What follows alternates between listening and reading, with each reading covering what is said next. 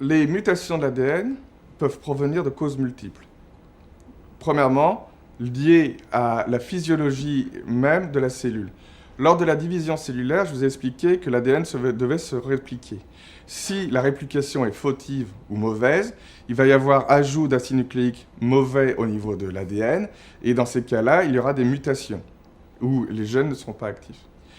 Une autre cause qui provoque des mutations au niveau même de la cellule, et lorsque la mitochondrie, l'organe qui va aider la cellule à avoir de l'oxygène, fonctionne mal, il va y avoir l'activation d'espèces qu'on appelle espèces oxygénées radicalaires qui vont provoquer directement des dommages au niveau de l'ADN. Il existe aussi des causes externes qui sont multiples, qui sont liées à notre environnement ou liées à des stress, comme par exemple les radiations ionisantes ou la chimiothérapie, qui vont aller s'intercaler au niveau de l'ADN, par exemple pour la chimiothérapie, et empêcher une bonne réplication de l'ADN. Pour la radiothérapie, c'est les dépôts d'énergie au niveau de l'ADN qui va provoquer en fait de fortes énergies et enlever certains acides nucléiques ou provoquer des ponts entre les acides, des liaisons entre les acides nucléiques qui ne sont pas normales et qui vont empêcher une bonne réplication de l'ADN.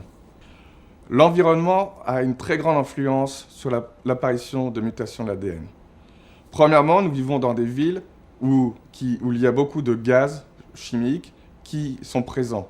Et nous savons par exemple que des psoralènes ou d'autres types de gaz qui vont provoquer des dommages, qui vont pontants qu'on appelle parce qu'ils vont aller s'intercaler dans l'ADN, vont provoquer des mutations même au niveau de l'ADN. Notre hygiène de vie est aussi importante dans l'apparition de mutations de l'ADN. Par exemple, le tabagisme, l'alcoolisme ou une alimentation riche en acides gras est très mauvaise pour nous et pour l'apparition de cancer, et on sait qu'ils vont provoquer des mutations même au niveau de l'ADN.